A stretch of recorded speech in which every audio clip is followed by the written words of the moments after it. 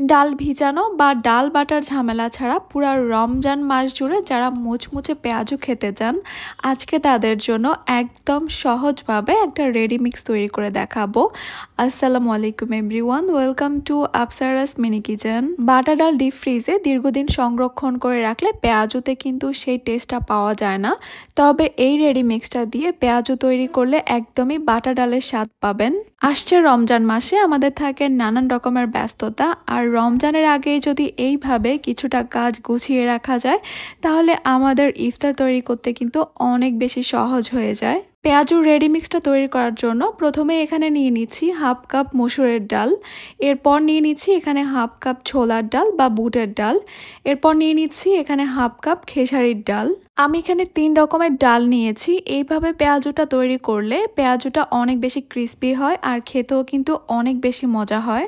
এবারে ডালগুলোকে আমি 2-3 বারের মতো পানি পরিবর্তন করে খুব ভালোভাবে ধুয়ে পরিষ্কার করে নিব। তারপরে ডালগুলোকে আমি একটা স্ট্রেনারে রেখে দিব এক্সট্রা যে পানিগুলো রয়েছে সেগুলো খুব ভালোভাবে ঝরে যাওয়ার জন্য। ডালগুলো থেকে সমস্ত পানি ঝরে যাওয়ার পর এবারে ডালগুলোকে আমি একটা ছড়ানো ট্রেতে নিয়ে নিব, অথবা চাইলে একটা পাতলা সুতি কাপড়ের উপরে নিয়ে নিতে পারেন। এরপর ডালগুলোকে আমি পাতলা করে ছড়িয়ে দিব যেন খুব দ্রুত শুকিয়ে যায়। এবার ঘরে, ছাদে, বারান্দায় যে কোনো জায়গায় রোদ আসলে এই ডালগুলোকে রোদে শুকিয়ে নিতে হবে একদমই ঝরঝরে হয়ে যাওয়া পর্যন্ত। আমি 3-4 ঘন্টার মতো রোদ্রে দিয়ে নিয়েছি। এখন দেখতে পাচ্ছেন এই ডালগুলোতে আর কোনো রকমের পানি নেই, ভিজা ভাবও নেই, একদমই ঝরঝরে হয়ে গেছে। এবারে ডালগুলোকে ব্লেন্ড করার জন্য একটা ব্লেন্ডারের জাগে নিয়ে নিচ্ছি। এরপর ডালগুলোকে আমি ব্লেন্ড করে নিব, তবে একদম পাউডার করে ফেলবো না, আমি এগুলোকে আধ ভাঙার চেয়ে একটু বেশি গুঁড়া করে নিব। ব্লেন্ড করা হয়ে গেছে। এখন আমি আপনাদেরকে একটু দেখিয়ে দিচ্ছি, এটা কিন্তু কোনো ফাইন পাউডার না, এটা শুধুমাত্র আমি ভেঙে নিয়েছি।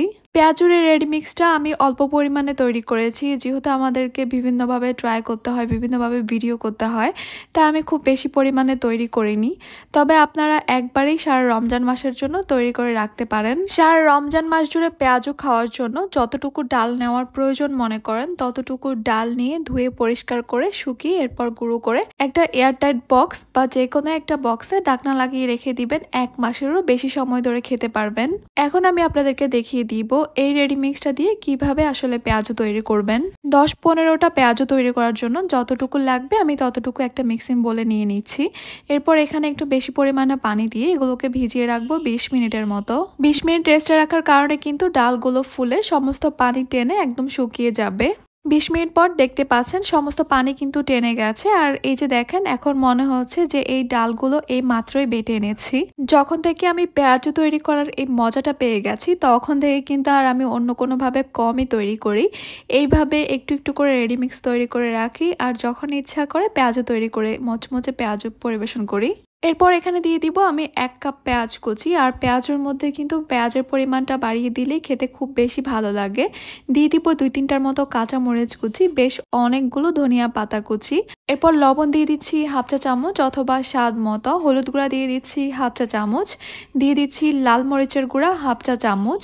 এবারে সবকিছুকে আমি একসঙ্গে খুব ভালোভাবে মাখিয়ে নিচ্ছি। সবকিছু ভালোভাবে মেখে নেওয়া হয়ে গেলে পেঁয়াজু তৈরি করার জন্য কিন্তু এই মিক্সটা একদমই তৈরি হয়ে যাবে। এরপর আমি এখান থেকে অল্প অল্প করে হাতের মধ্যে নিয়ে পেঁয়াজু শেপটা দিয়ে গরম তেলে দিয়ে দিব।